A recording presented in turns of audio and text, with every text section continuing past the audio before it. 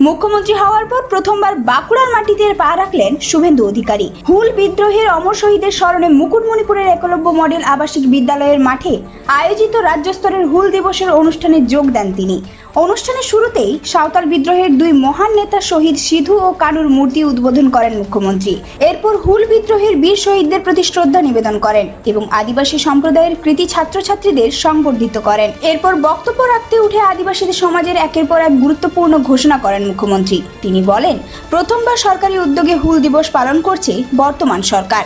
জল, জমি ও অধিকারের যে ঐতিহাসিক সংগ্রাম হুল বিদ্রোহের মাধ্যমে শুরু হয়েছিল, সেই সংগ্রামের মর্যাদা রক্ষা এবং আদিবাসী সমাজকে উন্নয়নের মূল স্রোতে নিয়ে আসাই সরকারের লক্ষ্য। এরপর মুখ্যমন্ত্রী ঘোষণা করেন, জয় জোহার ভাতায় আরও 500 টাকা বৃদ্ধি করা হয়েছে। আদিবাসী অধ্যুষিত এলাকায় সার্বিক উন্নয়নের জন্য 350 কোটি টাকার বিশেষ প্যাকেজ বরাদ্দ করা হয়েছে। আদিবাসী ছাত্রছাত্রীদের হোস্টেলের খাদ্য ভাতা বাড়িয়ে 3300 টাকা করা হয়েছে। শুধু তাই নয়, পশ্চিমাঞ্চলে উন্নয়নের জন্য 1200 কোটি টাকা বরাদ্দের কথাও ঘোষণা করেন তিনি। তার দাবি, এই অর্থে জঙ্গলমহলের 72টি ব্লকের রাস্তা, শিক্ষা, স্বাস্থ্য, কৃষি ও অন্যান্য উন্নয়নমূলক প্রকল্প বাস্তবায়ন করা হবে। পাশাপাশি তিনি জানান, কেন্দ্র ও রাজ্যের বিভিন্ন প্রকল্পের সুবিধা আগামী আগস্ট মাস থেকেই সাধারণ মানুষ পেতে শুরু করবেন।